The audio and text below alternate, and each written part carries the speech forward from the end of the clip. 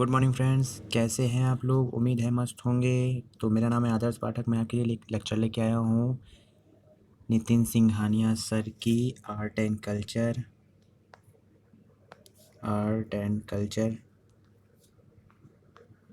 जो सभी UPSC aspirant को पढ़ना पड़ता है, यूपीएससी स्टूडेंट को पढ़ना पड़ता है और जो कि बहुत ज़्यादा इम्पॉर्टेंट होता है। नितिन सिंघानिया सर की भारतीय वास्तुकला, मूर्तिकला और मृदभांड के बारे में।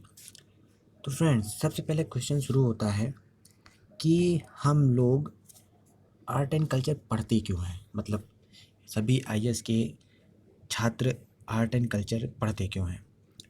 तो फ्रेंड्स, सबसे पहले इसका एक रीज़न होता है कि जो अपनी सारी पुरानी चीज़ें होती हैं, पुरानी इमारतें, पुरानी वस्तु, है ना, ये सब बहुत ही ज़्यादा इम्पोर्टेंट होती हैं अपने आने वाली पीढ़ी के लिए, क्योंकि उनको ये जानना बहुत ज़रूरी होता है कि पहले कैसे लोग रहा करते थे, किस चीज़ों का यूज़ किया करते थे और किस तरह की उनकी कार्यशैली थी। इसके लिए हम लोगों को बहुत ज़रूरी होता है, सभी आईएएस छात्र को ये पढ़ना पड़ता है, इसलिए बहुत ज़रूरी होता है। सेकंड पॉइंट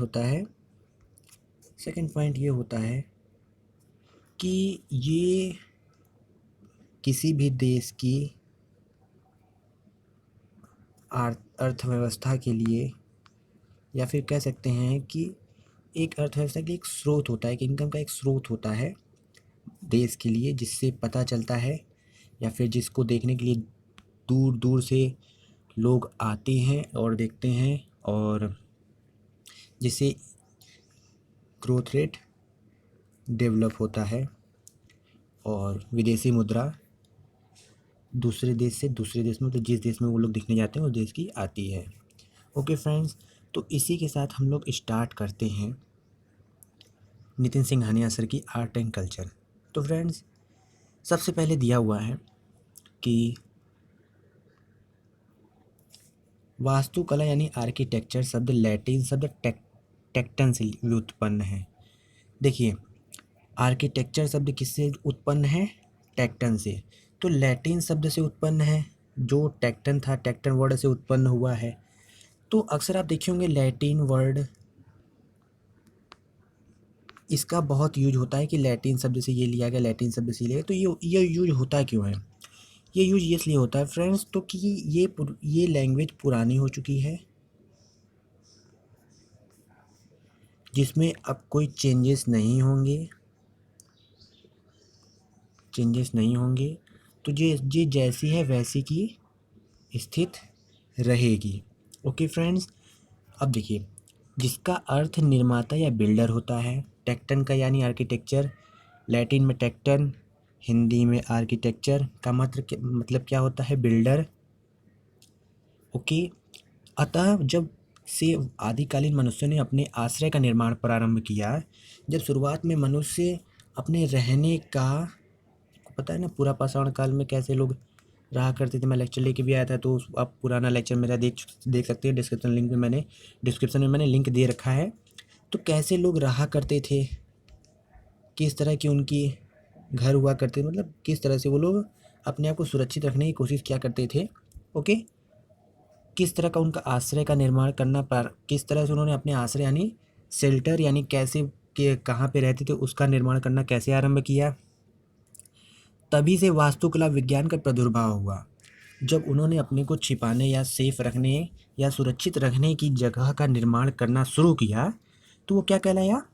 वास्तुकला विज्ञान। ओके फ्रेंड्स, क्या कहलाया? वो वास्तुकला विज्ञान कहलाया। ठीक है। वहीं दूसरी ओर मूर्तिकला, ठीक है, वहीं दूसरी ओर मूर्तिकला, जिसको हम लोग क्या कहते हैं? स्कल्पचर। ठीक है, जिसको हम क्या कहते हैं? स्कल्पचर। और शब्द प्रोटो इंडो यूरोपीय यानी PIE मूल केला से लिया गया है, सॉरी केल से लिया गया है, सॉरी फ्रेंड्स, केल से लिया गया। प्रोटो यानी जो पहले के यूरोपीय थे, वो आए थे अपने भारत में, तो उनसे मूर्तिकला की कुछ चीज़ें ली गई हैं और कुछ अपने भारत की चीज़ें भी जोड़ी गई हैं, तो उसका नाम क्या रखा गया, प्रोटो इंडो यूरोपीय। ओके फ्रेंड्स, आप लोग को समझ में आ गया। फिर आते हैं हम लोग जिसका अर्थ होता है मोड़ना। जैसे फ्रेंड्स, टेक्टन का मतलब होता है बिल्डर, आर्किटेक्चर का मतलब होता है बिल्डर, उसी तरह इस कल्चर का मतलब क्या होता है, मोड़ना। ओके। मूर्तियाँ कला की लघु रचनाएं होती हैं। क्या होती हैं, मूर्तियाँ कला की लघु रचनाएं होती हैं, छोटी रचनाएं होती हैं। ये या तो हस्त निर्मित होती हैं या उपकरणों से बनाई जाती हैं। उपकरण यानी औजारों से बनाई जाती हैं, है ना। पहले के जो औजार हुआ करते थे उससे बनाई जाती थी, या फिर अभी जो डेवलपमेंट हो गया अब तो मशीनों से भी बनने लगे हैं। और अभियांत्रिकी व मापन की तुलना में सौंदर्य शास्त्र से संबंध रखती हैं।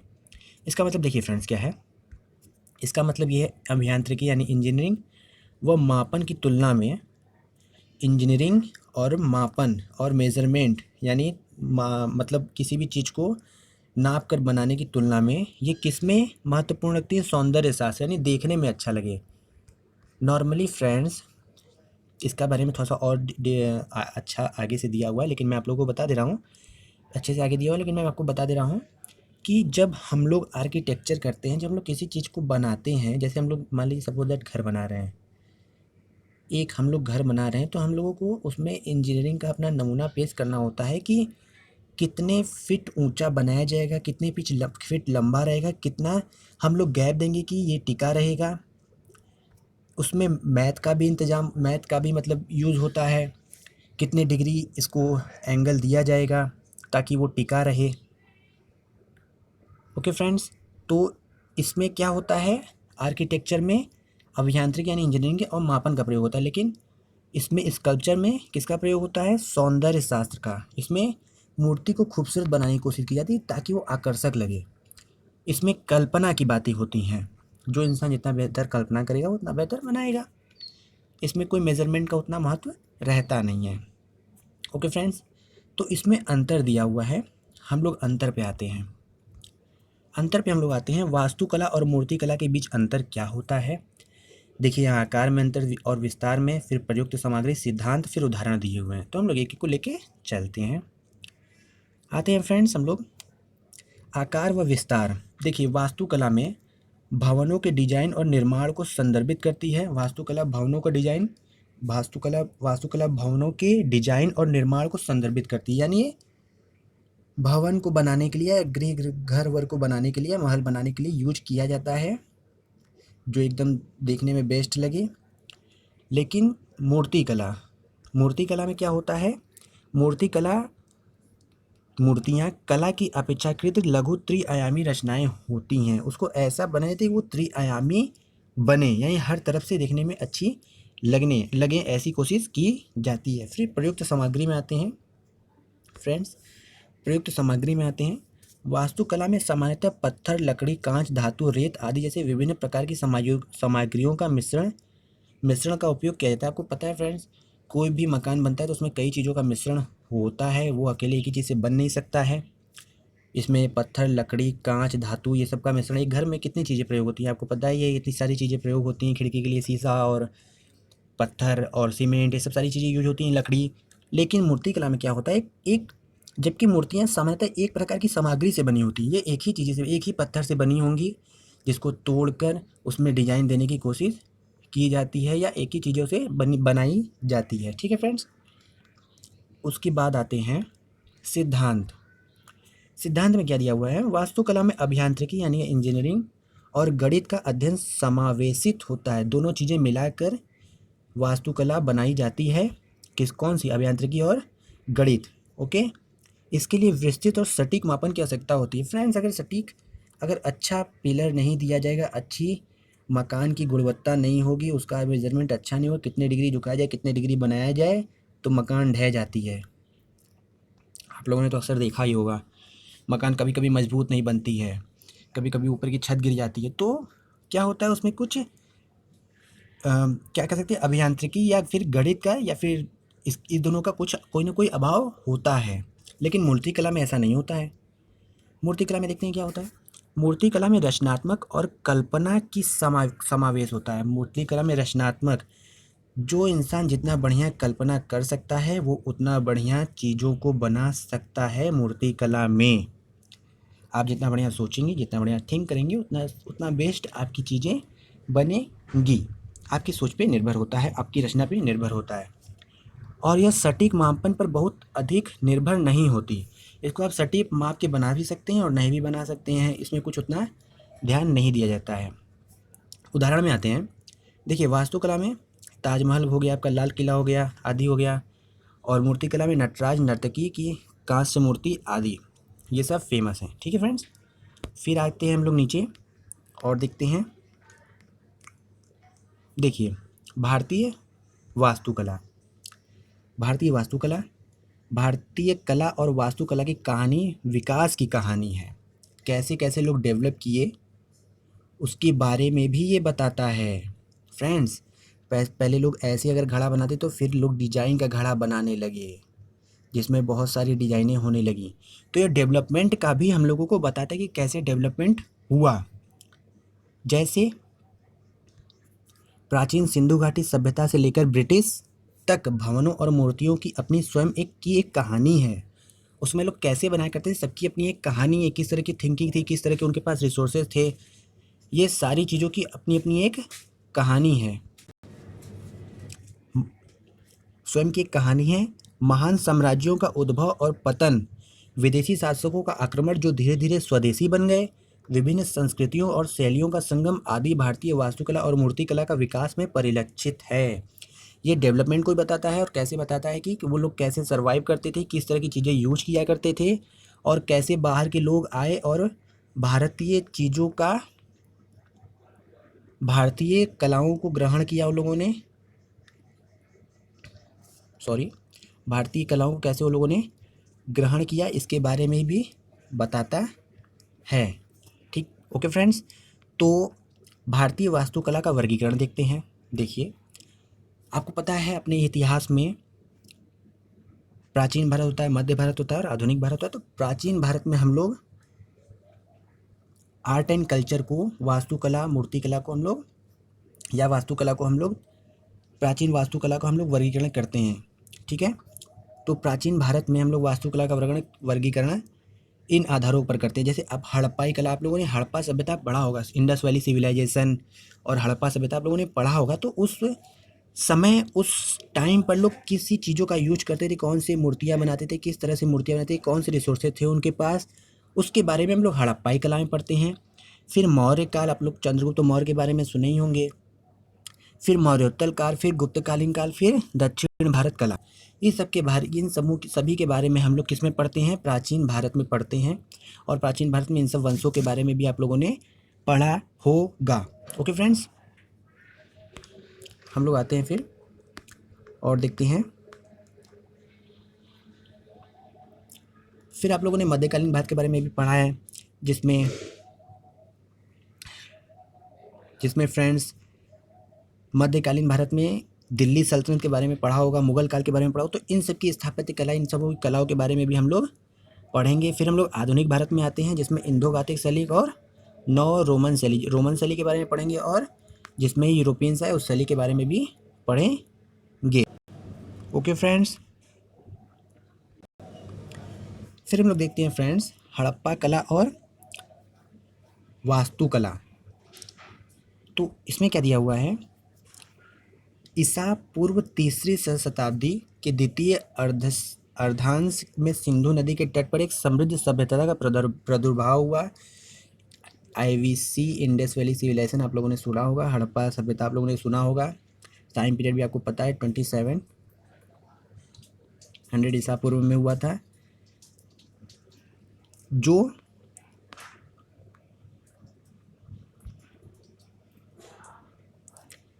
जो आगे चलकर उत्तर पश्चिम और पश्चिम भारत के विशाल भाग में फैल गई। कहाँ फैल गई, उत्तर पश्चिम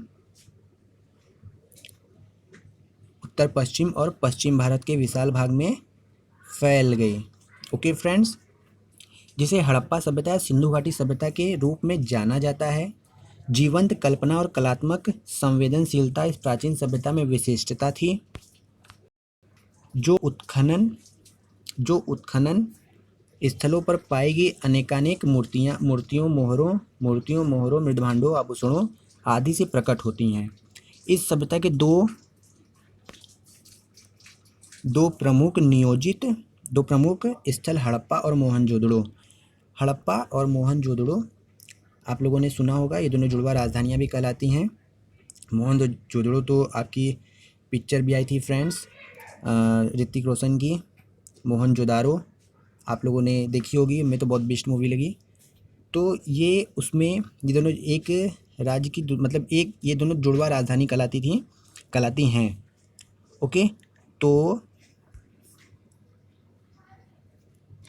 शहरी नियोजन देखिए, इस सभ्यता के दो प्रमुख स्थल हड़प्पा और मोहनजोदड़ो में शहरी नियोजन में शहर में कैसे लोग रहते थे कि आरंभिक और सर्वोत्तम उदाहरणों में से एक है। सड़कों की नियोजित नेटवर्क, मकान तथा जल निकास प्रणाली इस युग के दौरान विकसित नियोजन और अभियांत्रिकी कौशल का प्रमाण है। तो देखिए उसके बारे में बताया गया कि उसकी चीज़ें कितनी डेवलप थी और किस तरह से थी, तो उसके बारे में, उसकी कलाओं के बारे में दिया हुआ है। वर्तमान में पाकिस्तान में हड़प्पा रावी नदी के तट पर विशाल चबूतरों वाले 6 अन्नागारों की 2 कतारें, लिंग और योनि के पाषाण प्रतीक, मातृ देवी की मूर्ति, लकड़ी की ओखली में गेहूं और जौ, पासा, ताम्र तुला और दर्पण, इसके अतिरिक्त कांस्य धातु की बनी हिरण का पीछा करते हुए कुत्ते की मूर्ति और लाल बलुआ पत्थर से बना पुरुष धड़ खुदाई से प्राप्त किए गए हैं। इतनी सब चीज़ें फ्रेंड्स कहाँ से प्राप्त किए गए हैं? हड़प्पा स्थल से प्राप्त किए गए हैं, जो रावी नदी के तट पर है। ओके फ्रेंड्स, अन्नागार में से होता है जहाँ पर भोज्य पदार्थ को रखा जाता है, सेव किया जाता है, जो बाद में ये यूज होती हैं किसी भी आपातकाल स्थिति में। फिर हम लोग आते हैं वर्तमान पाकिस्तान में मोहनजोदड़ो सिंधु नदी के तट पर है। सिंधु नदी आप लोगों ने देखा होगा, भारत में कश्मीर से लेकर यहाँ से ऐसे बहती है। वृहत स्नानागार, सवाधान, दाढ़ी वाले पुजारी की मूर्ति, देखिए वहाँ से क्या क्या मिली है। वृहत स्नानागार बहुत बड़ा एक कुंड मिला है जिसमें लोग नहाते थे। सवाधान, यहाँ पे शव रखे जाते थे, गाड़े जाते थे। दाढ़ी वाले पुजारी की मूर्ति मिली है। नर्तकी की प्रसिद्ध कांस्य मूर्ति और पशुपति की मोहर मिली है। ओके फ्रेंड्स, फिर आगे क्या देता है इसके बारे में फ्रेंड्स आगे और अच्छे से चर्चा की गई है, तो बस शॉर्ट में एक तरह से नोट है कि हम लोग क्या क्या पढ़ने वाले हैं। ओके फ्रेंड्स, गुजरात में धौलावीरा जो प्लेस है वहाँ पे पानी के कुंड मिले हैं, अद्वितीय जल दोहन प्रणाली है, स्टेडियम है जहाँ पे लोग इकट्ठा हुआ करते थे, बांध और तटबंध, विज्ञापन पट्टिका भांति 10 बड़े आकार के संकेताक्षरों वाला अभिलेख, ये बहुत ही ज़्यादा इम्पोर्टेंट है। 10 बड़े आकार के संकेताक्षरों वाले अभिलेख कहाँ मिले हैं? तो गुजरात के धौलावीरा में मिले हैं। ये क्वेश्चन आ सकता है। यह सबसे नवीनतम खोजा गया इंडस वैली सिविलाइजेशन IVS यानी सिंधु घाटी सभ्यता का शहर है। कौन सा? धौलावीरा। सबसे ज़्यादा इसी पे काम किया गया था। इनफैक्ट आज़ादी के बाद जहाँ तक मेरा अनुमान है कि मैंने पढ़ा था कि इसी के बारे में सबसे ज़्यादा रिसर्च किया गया था इसी प्लेस के बारे में। फिर गुजरात में आते हैं लोथल सिंधु घाटी सभ्यता का मैनचेस्टर था। मैनचेस्टर यानी कि अपना गोदीवाड़ा यानी कि अपना बंदरगाह था। समुद्री व्यापार का महत्वपूर्ण स्थल गोदीवाड़ा, जहाज बनाने का स्थान, धान की भूसी, अग्नि वेदिकाएँ, चित्रित मृदभांड, आधुनिक शतरंज, घोड़े और जहाज की टेराकोटा, इसके बारे में सबके बारे में डिस्क्रिप्शन सबके बारे में अभी विस्तार से दिया गया है, ये सिर्फ एक शॉर्ट है। टेराकोटा आकृति की 45 डिग्री, 90 डिग्री और 180 डिग्री कोण मापने वाले उपकरण हैं। और हरियाणा में राखीगढ़ी जो प्लेस है फ्रेंड्स, वहाँ पे सिद्धू घाटी सभ्यता का सबसे बड़ा स्थल माना जाता है। अन्नागार है, वहाँ पे कब्रिस्तान, नालियाँ हैं, टेराकोटा की ईंटें मिली हैं। इसे हड़प्पा सभ्यता की प्रांतीय राजधानी कहा जाता है। ओके फ्रेंड्स, तो हम लोग और आगे देखते हैं। फिर हम लोग रोपड़ में आते हैं फ्रेंड्स। रोपड़ में पंजाब में सतलज नदी के तट पर स्थित है। कहाँ पर स्थित है रोपड़? पंजाब में सतलज नदी के तट पर स्थित है। यहाँ अंडाकार गड्ढे में मानव के 100 के साथ दफन कुत्ता और तांबे की कुल्हाड़ी के साक्ष्य मिले हैं। आज़ादी के बाद खोजी गई पहली साइट है ये। आज़ादी के बाद खोजी गई पहली साइट कौन सी, क्वेश्चन मिल सकता है फ्रेंड्स। तो आज़ादी के बाद पहली खोजी गई साइट कौन सी है, रोपण है। फिर उसके बाद राजस्थान में बालाथल और कालीबंगा चूड़ी कारखाना मिला है। राजस्थान में बालाथल में और कालीबंगा में क्या मिला है, चूड़ी कारखाना मिला है। खिलौने मिले हैं, ऊँट की हड्डियाँ मिली हैं, ऊँट की हड्डियाँ, अलंकृत ईंट और गढ़ी दुर्ग और निचला नगर अग्नि वेदिकाएँ। फिर गुजरात में क्या मिली है, जहाँ जो प्लेस है सूरकोटदा, जहाँ पे घोड़े की हड्डियाँ का पहला वास्तविक अवशेष मिला है। फ्रेंड्स, घोड़े की हड्डियों का पहला वास्तविक अवशेष कहाँ पे मिला है, गुजरात में सूरकोटदा में, ठीक है। फिर हरियाणा में बनवाली में आते हैं। यहाँ पे सूखी हुई सरस्वती नदी पर, जो सरस्वती नदी सूख गई है वो हरियाणा के बनवाली में पड़ती थी। और खिलौना, हल, जौ, लाजवर्द, अग्नि वेदिकाएँ, अंडाकार आकार की बस्ती, अरी गलियों वाला एकमात्र नगर। ओके फ्रेंड्स, ये मिले हैं यहाँ पर। फिर आते हैं यमुना के तट पर मेरठ, उत्तर प्रदेश में आलमगीरपुर सिंधु घाटी सभ्यता की सबसे पूर्वी स्थल है। प्रमुख खोजों में तांबे के बने हुए टूटे फलक, मिट्टी की वस्तुएं और नाद पर कपड़े की छाप है। फिर पाकिस्तान में स्थित मेहरगढ़ में की सिंधु घाटी सभ्यता का अग्रदूत माना जाता है। यहाँ मिट्टी, बर्तन, तांबे और औजार मिले हैं। चंदहुदड़ों में क्या मिला है फ्रेंड्स, भारत का लंकासायर इसको कहा जाता है। बिना गढ़ वाला अकेला सिंध शहर है। अकेला सिंध शहर बिना गढ़ वाला है। यह वर्तमान में पाकिस्तान में स्थित है। चंदहुदड़ो कहाँ स्थित है फ्रेंड्स, पाकिस्तान में स्थित है। मनके बनाने का कारखाना, लिपस्टिक का उपयोग यहाँ पाया गया है। ओके फ्रेंड्स, कोटदीजी के बारे में क्या दिया हुआ है, कोटदीजी वर्तमान में पाकिस्तान में स्थित है। यहाँ से टार, बैल और मातृ देवी की मूर्ति पाई गई है। मातृ देवी की मूर्ति कहाँ पाई गई फ्रेंड्स, कोटदीजी में पाई गई। फिर सुतंगडोर इंडस वैली सिविलाइजेशन का सबसे पश्चिमी स्थल है, पाकिस्तान में स्थित है। यहाँ मिट्टी की चूड़ियाँ मिली हैं।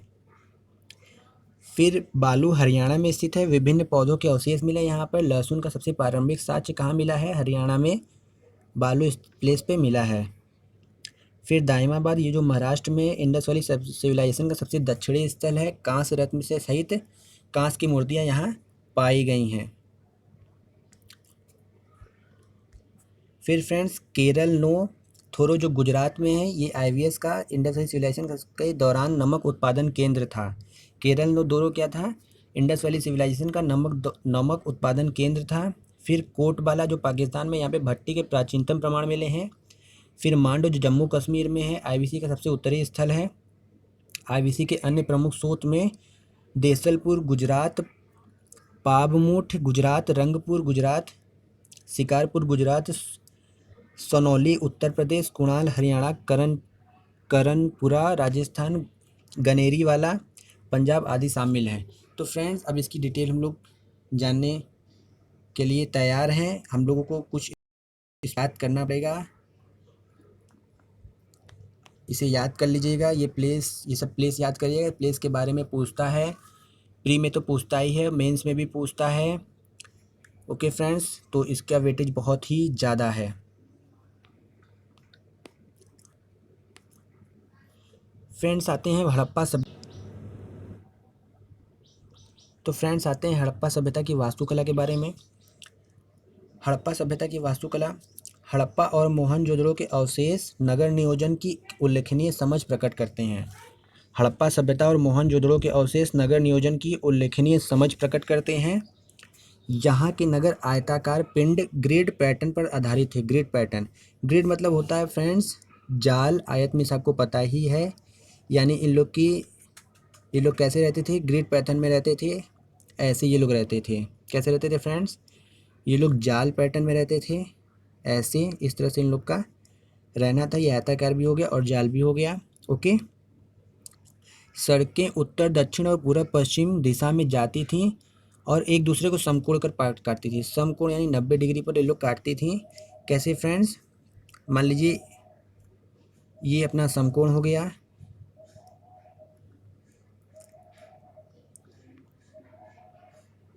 ओके फ्रेंड्स, तो ये अपना एक दूसरे को 90 डिग्री पे काटती थी और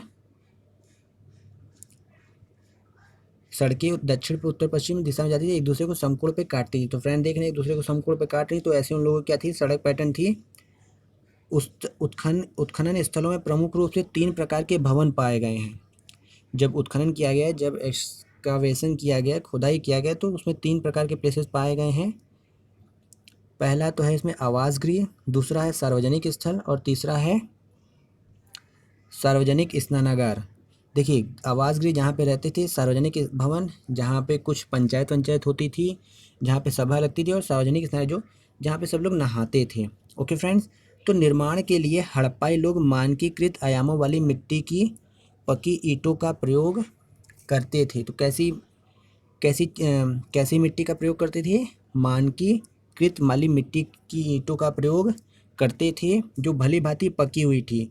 जो भली भांति पकी हुई मिट्टी थी वो मानकीकृत मिट्टी थी, और उसी को प्रयोग में लाते थे, और पकी हुई मिट्टी की कई परतें बिछाई जाती थी, जिस्पम गारे का उपयोग करके एक साथ जोड़ा जाता था फ्रेंड्स।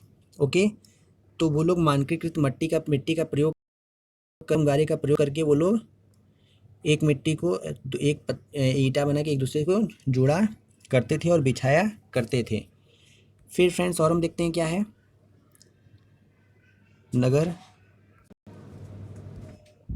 नगर 2 भागों में विभाजित था। एक ऊंचे गढ़ थे, एक क्या थे, ऊंचे गढ़ जो दुर्ग कहलाते थे। ये हो गया गढ़, ये दुर्ग भी होता है, ये सिटाडेल भी होता है, और ये गढ़ भी होता है। पश्चिमी भाग में ऊंचाई पर स्थित था। ये देखिए पश्चिमी भाग ये ऊंचाई पर स्थित है, ठीक है। विशाल आयामों वाले भवनों जैसे अन्नागार, प्रशासनिक भवन, स्तंभों वाला हाल और आंगन आदि के लिए जाता। मतलब ये देखिए, ये जो ऊंचा प्लेस था, ये ऊंचे प्लेस पर नॉर्मली जो सर्वश्रेष्ठ खुद को समझते थे उनके लिए ऊंचा वाला प्लेस था। यहाँ पे प्रशासनिक भवन था, अन्नागार था, और स्तंभों वाला हॉल और आंगन आदि के लिए किया जाता था। गढ़ी में स्थित कुछ भवनें संभवतः शासकों और अभिजात वर्गों के आवास थे। जैसा कि मैंने बताया, कुछ श्रेष्ठ लोगों के लिए थे। इसमें शासक और अभिजात वर्ग यानी अच्छे वर्ग के लोग, और हालांकि सिंधु घाटी सभ्यता के स्थलों में मिस्र और मोसोपोटामिया सभ्यता के विपरीत शासकों के लिए मंदिर या महल जैसे बड़े स्मारक नहीं है। देखिए फ्रेंड, सिंधु घाटी सभ्यता और मिस्र सभ्यता के विपरीत शासकों के लिए मंदिर या महल जैसे बड़े स्मारक नहीं है, मगर यहाँ पे हैं अन्नागार बुद्धिमत्ता के साथ वायु सहित ऊंचे चबूतरों के साथ डिजाइन किए गए हैं। इनसे अनाज भंडारण में मदद के साथ ही कीटों और उनकी रक्षा के लिए भी सहायता मिलती है। तो फ्रेंड्स, ये ऊंचे शहर जो होते थे वो ऊंचे लोगों के लिए होते, जो नीचे शहर होते थे वो थोड़ा सा गरीब या कह सकते हैं जो कम समृद्ध होते थे उनके लिए होते थे। जो प्रशासनिक सेवा में होते थे, जो कंट्रोल करते थे, वो यहाँ पे रहते थे, और बाकी लोग यहाँ पे रहते थे। मतलब एक तरह से यहाँ बनाए गए थे कि यहाँ पर से लोग इधर के लोगों को कंट्रोल कर सकें। ओके फ्रेंड्स, देखिए हड़प्पाई नगरों की एक प्रमुख विशेषता क्या है, यहाँ पे सार्वजनिक स्नानागारों का प्रचलन था। ये देख रहे हैं, ये स्नानागार हैं। ओके, इससे उनकी संस्कृति में कर्मकांडीय पवित्रता के महत्व का संकेत मिलता है। इन स्नानागारों के चारों दीर्घाओं में कक्षों का समूह है। सार्वजनिक स्नानागारों का सबसे प्रसिद्ध उदाहरण मोहनजोदड़ो में उत्खनित अवशेषों में वृहत स्नानागार है। मोहनजोदड़ो में सबसे प्रसिद्ध ये स्नानागार ही है फ्रेंड्स। इसमें 2 सीढ़ियाँ होती थीं, एक इधर से, एक इधर से,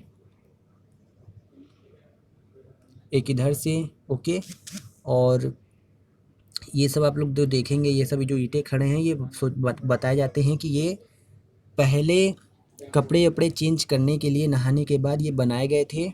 ओके फ्रेंड्स, फिर आगे आते हैं हम लोग।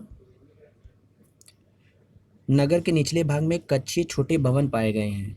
इनका उपयोग संभवतः श्रमिक वर्ग के लोगों द्वारा आवास के रूप में किया जाता था। कुछ घरों में सीढ़ियाँ भी थीं, जिसमें संकेत मिलता है कि ये संभवतः 2 मंजिला भवन थे। जो निचला वाला दुर्ग था, मतलब निचला वाला जो निचले निचला प्लेस था, आपको पता है एक ऊंचा प्लेस था एक नीचा प्लेस था, जिसको ऊंचा प्लेस दुर्ग कहते थे, और जो निचला प्लेस था वहाँ पे सीढ़ी भी मिली हैं। नॉर्मली मकान 2 मंजिला हुआ करती थी और इनके खुद के अपने कुएँ भी हुआ करते थे और इनके स्नानगृह भी थे और वायु संचार की उचित व्यवस्था भी थी, मतलब खिड़की विड़की की व्यवस्था भी थी। हड़प्पा सभ्यता की प्रमुख विशेषता उन्नत जल निकासी व्यवस्था थी, मतलब उनको ड्रेनेज सिस्टम के बारे में पता था, कैसे उन लोगों को नाली को ले जाना है, कहाँ पे सेट करना है, तो उनकी सबसे अच्छी जल निकास व्यवस्था थी। प्रत्येक घर से निकलने वाली छोटी नालियाँ मुख्य सड़क के साथ चलने वाली बड़ी नालियों से जुड़ी होती थी, मतलब प्रत्येक घर में एक नाली हुआ करती थी। प्रत्येक घर में क्या हुआ करती थी, ये हो गया एक घर, मान लीजिए, फिर ये हो गया एक घर, तो प्रत्येक घर में एक नाली हुआ करती थी जो जाकर एक सीवर में कनेक्ट हुआ करती थी। ओके फ्रेंड्स, जो जाके एक सीवर में कनेक्ट हुआ करती थी। फिर नियमित साफ सफाई और रखरखाव के लिए नालियाँ का स्थिर रूप से ढका गया था, मतलब नालियाँ ढकी भी हुई थी। फ्रेंड देखिए ये लोग कितना डेवलप थे, इन लोग की थिंकिंग कितनी डेवलप थी इस बारे में देखा जाए तो। लोग नालियों का सिस्टम बनाए थे, उसके बाद उनको उन्होंने ढका भी था। उसके बाद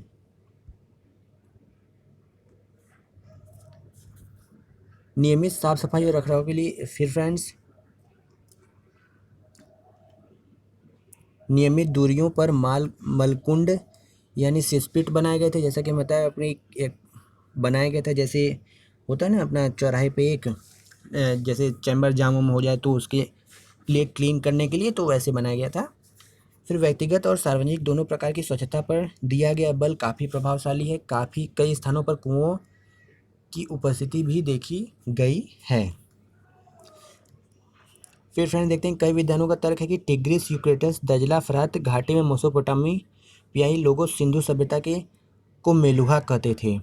कौन कहते थे? टिग्रिस यूफ्रेटस, जो दजला फरात यानी मेसोपोटामियाई सभ्यता के जो इराक वाला एरिया है वहाँ पे रहते थे वो, इनको क्या कहते हैं? मेलुहा कहते थे।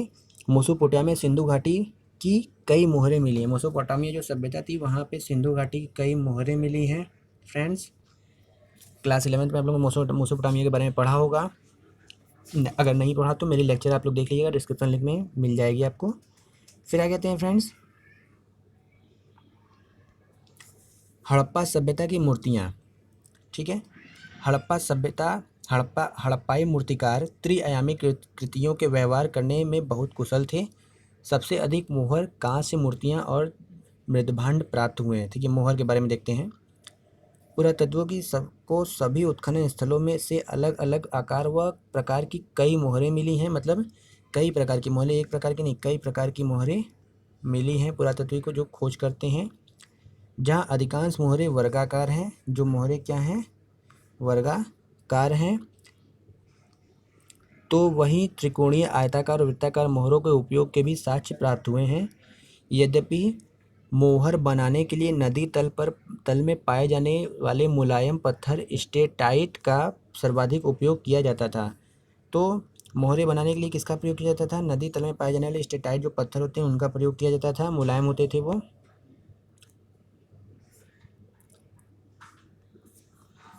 लेकिन अगेट, चर्ट, तांबा, काचाब यानी फायंस और टेराकोटा की भी मोहरें मिली हैं।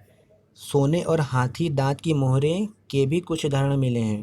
फ्रेंड्स सोने और हाथी दांत की भी मोहरें मिली हैं और फायंस की, तांबा की और अगेट चर्ट की, सबकी मोहरें भी मिली हैं। ठीक है फ्रेंड्स, तो हम लोग और देखते हैं। अधिकांश मोहरों पर चित्राकार लिपि यानी पिक्टोग्राफी स्क्रिप्ट है, लिखा हुआ है।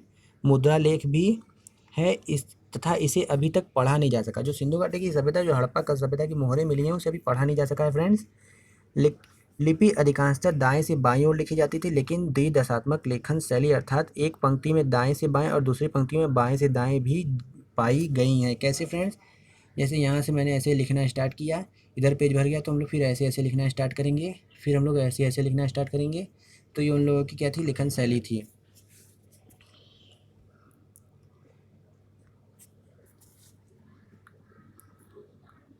इन पर पशुओं की आकृतियां आमतौर पर 5 पांच पशुओं की आकृतियां मिली हैं भी मौजूद हैं जिन्हें सतहों पर उत्कीर्णित किया गया है, मतलब सतहों पर खोदकर बनाया गया है। सामान्यतः पशु हैं, हालांकि किसी भी मोहर पर गाय का कोई साक्ष्य मिला है। सिंधु घाटी सभ्यता हड़प्पा सभ्यता में गाय के कोई साक्ष्य नहीं मिले हैं, जिसमें मगर 5 पशु हैं। देखिए, सामान्यतः पशु रूपांकन कुबरदार बैल है, गैंडा है, बाघ है, हाथी है, भैंस है, बायसन है, बकरी है, मारकोर है, साकिन है, मगरमच्छ है आदि। लेकिन किसमें गाय के कोई साक्ष्य नहीं मिले हैं। सामान्यतः मोहरों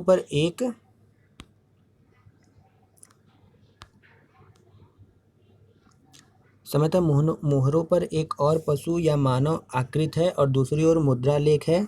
दोनों ओर मुद्रा लेख है, साथ ही कुछ मोहरों पर तीसरी ओर भी मुद्रा लेख है। ओके फ्रेंड्स, तो हम लोग फिर देखते हैं।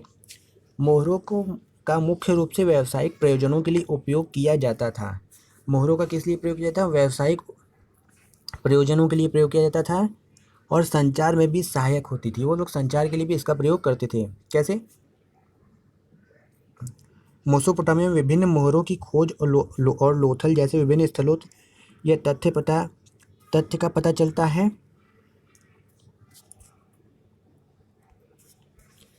स्थलों से ये सॉरी फ्रेंड्स, मेसोपोटामिया में विभिन्न मोहरों की खोज और लोथल जैसे विभिन्न स्थलों में यह तथ्य पता चलता है कि मोहरों का बड़े पैमाने पर व्यापार के लिए उपयोग किया जाता था। व्यापार के लिए उपयोग किया जाता था। एक छेद वाली कुछ मोहरें शवों पर भी पाई गई हैं। इससे पता चलता है कि संभवतः इनका प्रयोग ताबीज के रूप में किया था। मोहर का प्रयोग ताबीज के रूप में भी किया जाता था, व्यापार के लिए भी किया जाता था।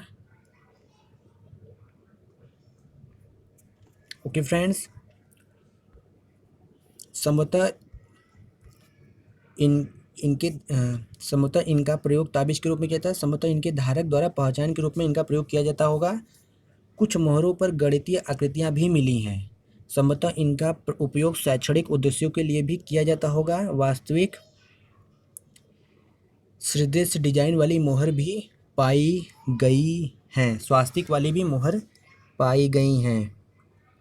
ओके फ्रेंड्स, तो स्वास्तिक वाली चिन्ह भी पाया गया है मोहरों पर, और ये आपकी मोहर इन लोगों की एक आइडेंटिटी कार्ड की तरह भी काम करती थी, जिससे लोग इन लोगों को एक पद टाइप का, मतलब एक पहचान टाइप का मिल जाता था।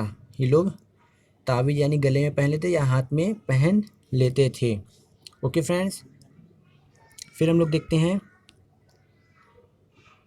मुख्य मोहरों में शामिल है पशुपति की मोहर और यूनिकॉर्न वाली मोहर। यूनिकॉर्न वाली मोहर में फ्रेंड्स आप लोग देखेंगे अगर, तो उसमें जो अपने ऋतिक रोशन की मूवी आई थी मोहनजोदारो, तो उसमें यूनिकॉर्न वाली मोहर उसके पास रहती है और वो उसको सपने में यूनिकॉर्न भी दिखता है, एक सींग वाला। ओके, नॉर्मली वो माता देवी का प्रतीक मूवी में माना जाता है। फिर देखते हैं पशुपति वाली मोहर मोहनजोदड़ो से मिली स्टेटाइट की मोहर में पालथी मारकर बैठे मानव आकृति या देवता को दर्शाया गया है। ये फ्रेंड्स, ये आप लोग देख सकते हैं, ये हैं पशुपति के रूप में संदर्भित इस आकृति ने 3 सींग वाला मुकुट पहना है। देखिए 3 सींग वाला मुकुट पहना है और चारों ओर पशुओं से घिरी है। देखिए फ्रेंड्स, ये सब चारों से पशुओं से ओर से घिरी है। आकृति की दाईं ओर हाथी, फ्रेंड्स दाईं ओर हाथी और बाघ हैं फ्रेंड्स। तो ये आप लोग के पास बुक होगी तो देख लीजिएगा, ये थोड़ा मैं उतना जूम कर नहीं सकता हूँ। ये हाथी और बाघ हैं इधर, जबकि दाईं ओर भैंस और हिरण और एक सींग वाला गैंडा है। ओके फ्रेंड्स, फिर हम लोग देखते हैं ये पशुपति की मूर्ति है जो बहुत ही इम्पोर्टेंट है। फिर हम लोग देखते हैं फ्रेंड्स कांस्य मूर्तियाँ। हम लोग कांस्य मूर्तियों पे आते हैं। हड़प्पा सभ्यता व्यापक पैमाने पर कांसे की ढलाई की प्रथा की साक्षी थी। वो कांसे की ढलाई जानते थे। टिन और किसका मेल मिलाकर कांस्य बनता है, प्लीज़ कमेंट करिएगा, मैं देखना चाहता हूँ। ओके फ्रेंड्स, नहीं तो मैं कमेंट सेक्शन में आपको आंसर दूंगा। कांसे की मूर्तियों को तकनीक लॉस्ट वैक्स टेक्निक या सायर प्रेड्यूक का उपयोग करके बनाया जाता था। ठीक है फ्रेंड्स, पहले क्या किया जाता था, मोम की मूर्ति बनाई जाती थी। ओके, उसके बाद ऊपर चिकनी मिट्टी का लेप लगाया जाता था। फिर क्या किया जाता था, मूर्ति को गर्म किया जाता था, है ना, धीरे धीरे गर्म किया जाता था। जब मूर्ति गर्म हो जाती थी तो मोम को एक छेद से निकाल लिया जाता था। ओके फ्रेंड्स, तो पहले क्या किया जाता था, पहले मोम बनाया जाता था। मैं आपको बता देता हूँ कैसे। पहले मोम का एक मूर्ति बनाया जाता था, फिर उसके बाद चिकनी मिट्टी का उस पर लेप लगाया जाता था, फिर उसे गर्म किया जाता था। गर्म करने के बाद एक जगह से एक छोटी सी छेद करके उसमें से सारे मोम को, जब मोम गर्म हो जाती पिघल जाती तो बाहर निकाल लिया जाता था। फिर उसके बाद उसमें कांच से भरा जाता था। कांच से भरने के बाद आपको पता है वो ठोस हो जाएगी, तो एकदम चमचमाती अच्छी सी क्यूट सी मूर्ति बाहर आ जाती थी। तो ये इन लोगों का अपना एक तरीका था जिसको हम लोग लॉस्ट वैक्स टेक्निक कहते हैं। ओके फ्रेंड्स, कांसे की नर्तकी उदाहरण में मोहनजोदड़ो कांसे की कालीबंगा कांसे का बैल आदि। कांसे की नर्तकी और कालीबंगा कांसे का बैल, ये दोनों इस टेक्निक का उदाहरण है जो कि मैं आपको दिखा रहा हूँ। नर्तकी की मूर्ति विश्व की सबसे पुरानी कांसे की मूर्ति है। मोहनजोदड़ो में मिली विश्व की सबसे पुरानी मूर्ति कौन सी है, तो ये नर्तकी की मूर्ति है फ्रेंड्स। मोहनजोदड़ो में मिली 4 इंच की इस मूर्ति में केवल आभूषण पहने हुए एक नग्न महिला को दर्शाया गया है। इसने बाएं हाथ में चूड़ियां, दाहिने हाथ में कंगन, ताबीज पहने हुए है। यह एक कोले पर दाहिने हाथ रखे हुए त्रिभंग नृत्य मुद्रा में खड़ी है। मैं फ्रेंड्स, इसकी बात हो रही है, इस नर्तकी की मूर्ति की बात हो रही है। देखिए, इधर चूड़ी पहनी है, इधर सिर्फ ताबीज पहनी है, बहुत सारा आभूषण पहनी है, बहुत सारा आभूषण पहनी है, और ये डांस की मुद्रा में खड़ी है और ये पूरी तरह नग्न है। ओके फ्रेंड्स, ये बहुत ही पुरानी मूर्ति है, इनफैक्ट वर्ल्ड की सबसे पुरानी मूर्ति है। ओके फ्रेंड्स, फिर हम लोग देखते हैं टेराकोटा के बारे में। किसके बारे में, टेराकोटा के बारे में फ्रेंड्स।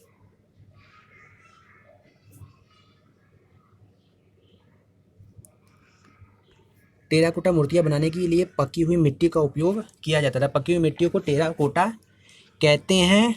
कांसे की मूर्तियों की तुलना में टेराकोटा की मूर्तियां कम संख्या में पाई गई हैं। टेराकोटा की मूर्तियां कम पाई गई हैं, कांसे की मूर्तियां ज़्यादा पाई गई हैं और आकार एवं रूप में अनगढ़ हैं, मतलब अच्छे से गढ़ी नहीं है। इन्हें पिंचिंग मेथड का उपयोग करके बनाया जाता था। ये अधिकांशतः गुजरात और कालीबंगा स्थलों से मिली हैं। जैसे मातृ देवी की मूर्तियाँ फ्रेंड्स, एक होता है गढ़ा हुआ, आप लोगों ने सुना हुआ गढ़ा हुआ, जैसे कि वो लोग कहते हैं बहुत ज़्यादा गढ़ रहा है, मतलब होता है कि बहुत अच्छे से बनाया गया है। एक होता है अनगढ़, मतलब उसे अच्छे से नहीं, बस एक सैंपल के तौर पे बना दिया गया है कि हाँ ये ऐसा है। तो इसका ये हो गया अनगढ़ का मतलब, इसको पिंचिंग मेथड के हिसाब से बनाया गया, इसको पिंचिंग मेथड भी कह सकते हैं, अनगढ़ भी कह सकते हैं।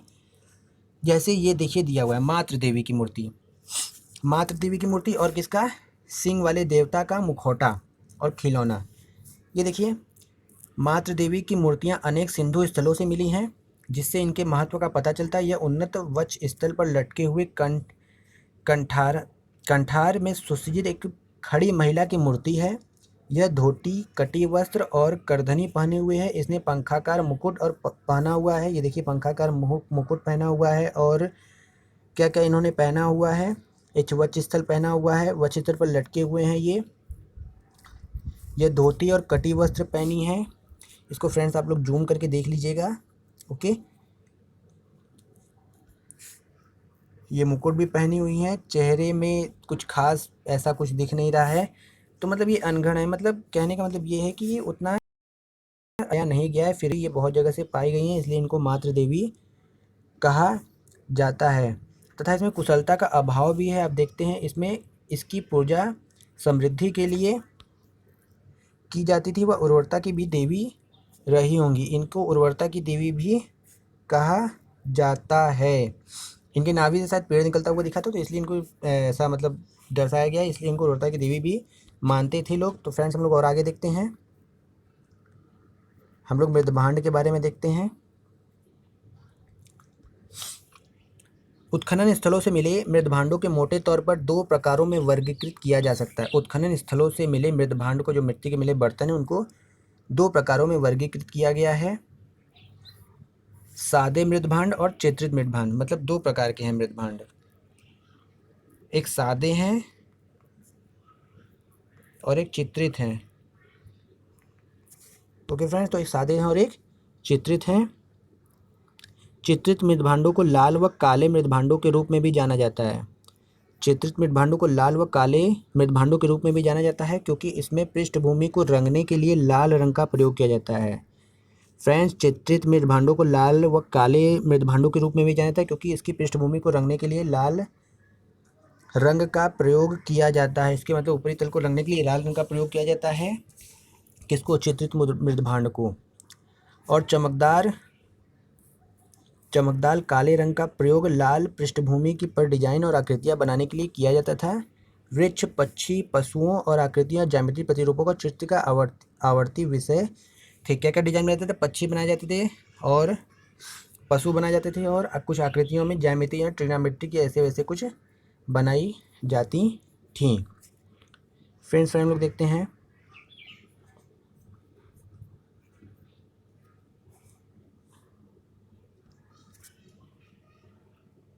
पाए गए अधिकांश मृदभांडों में चाक पर बनाए गए मृदभांड है। जो चाक पर बनाए थे, जो कुम्हार बनाते हैं, ऐसे होता है ना उन लोग का, से घूमता रहता है, तो ऐसे करके वो लोग ऐसे करके बनाते हैं अपना, फिर उसको आकार दे, तो उस टाइप का। इसके साथ ही कुछ हाथ से भी बने थे। रंग बिरंगे मृदभांडों के भी कुछ उदाहरण मिले हैं, हालांकि ये बहुत ही दुर्लभ हैं। मृदभांडों का प्रयोग संभवतः तीन मुख्य उद्देश्य के लिए किया जाता था। मृदभांडों का उद्देश्य क्या था बनाने का? तीन उद्देश्य था। नॉर्मली हम लोग देखते हैं कौन कौन सा उद्देश्य था। सादे मृदभांडों का मुख्य रूप से उपयोग अनाज और पानी के भंडारण आदि जैसे घरेलू प्रयोजनों के लिए किया जाता था। कुछ चीज़ों के रखने के लिए किया जाता है, जैसे अनाज और क्या रखा जाता था? पानी के लिए, भंडारण के लिए रखा जाता था, जो घर में रखे जाते हैं। दूसरा, छोटे पात्र सामान्यतः आकार में आधे इंच से भी कम थे। छोटे छोटे आकार के भी थे जो आधे इंच से भी कम थे। ये सजावटी प्रयोजनों के लिए प्रयोग किया जाता था। और तीसरा जो था, वो तल में बड़े छेद और बगल में छोटे छेद वाले कुछ छिद्रित मृदभांड भी थे। मतलब ऐसे थे, तल में एक बड़ा छेद था और इधर छोटा छोटा छेद था। संभवतः इनका उपयोग शराब उलटने के लिए किया जाता था। वाह, मतलब उस समय चलता था इन लोग का। ओह वाह, मतलब उसी समय से चला आ रहा है। ठीक है, तो आगे चलते हैं। दाढ़ी वाले पुजारी, बियर्ड प्रिस्ट, जैसा कि आप लोगों ने पढ़ा था, मोहनजोदड़ो से प्राप्त हुई है तथा ये स्टेटाइट की बनी है कि अर्ध प्रतिमा। शरीर का ऊपर का हिस्सा यह तितिपिया टेट्रोफाइल पैटर्न वाली शॉल में लिपटे एक दाढ़ी वाले व्यक्ति की मूर्ति है, जिसकी आंखें लंबी हैं तथा आधी बंद हैं, जैसे कि वह ध्यान मुद्रा में हो। इस मूर्ति के दाहिने हाथ पर एक बाजूबंद और सिर पर सादी बुनी हुई पट्टिका है। फ्रेंड्स, इनके इनके जो कपड़े पे जो फूल हैं वो ऐसे टाइप के हैं, मतलब तीन टाइप के। तो इसको कह दिया गया है तिपतिया, यानी टोफोइल। ठीक है, साल के ऊपर ऐसा डिजाइन बना हुआ है। दाढ़ी देख सकते हैं, ऊपर एक पट्टी है और इनके एक हाथ है नहीं। ठीक है, तो इनका आंखें आधा खुला है आधा बंद है, चेहरे पे शांति का भाव है। और सबसे खतरनाक तो मुझे इनकी दाढ़ी लगी। इनकी दाढ़ी किससे मिलती है या फिर इनका चेहरा कैसे मिलता है, जब कमेंट करेंगे। हमें तो लगता है कि थैनोस से मिलता है ना। तो कुछ कुछ उसी से मिलता जुलता है, हमें तो लगता है। फिर भी आप देख लीजिएगा एक बार। फिर और आगे देखते हैं फ्रेंड्स। तो ये पुजारी की मूर्ति है। ठीक, तो फिर पुरुष धड़ की लाल बलुआ पत्थर की मूर्ति हड़प्पा से प्राप्त हुई है। ये कहाँ से प्राप्त हुई? हड़प्पा से। ये कहाँ से प्राप्त हुई? मोहनजोदारो से प्राप्त हुई है। हड़प्पा से प्राप्त हुई। इस धड़ की दिशा आगे की ओर है। इसके कंधे अच्छी तरह से पके हुए हैं। इसके जो कंधे हैं अच्छी तरह से पके हुए हैं फ्रेंड्स। कैसे हैं? अच्छी तरह से पके हुए हैं। ये इसके कंधे अच्छी तरह से पके हुए हैं। इस धड़ की दिशा आगे की ओर है और पेट निकला है। खाते पीते घर का है। पेट निकला हुआ है और सिर और भुजाओं को जोड़ने के लिए गर्दन और कंधों में सॉकेट छिद्र है। ये देखिए, गर्दन और भुजाओं में जिनका छिद्र है, जिससे हाथ और सर को कनेक्ट किया जाता है, रखा जा सकता था। फिर आते हैं फ्रेंड्स,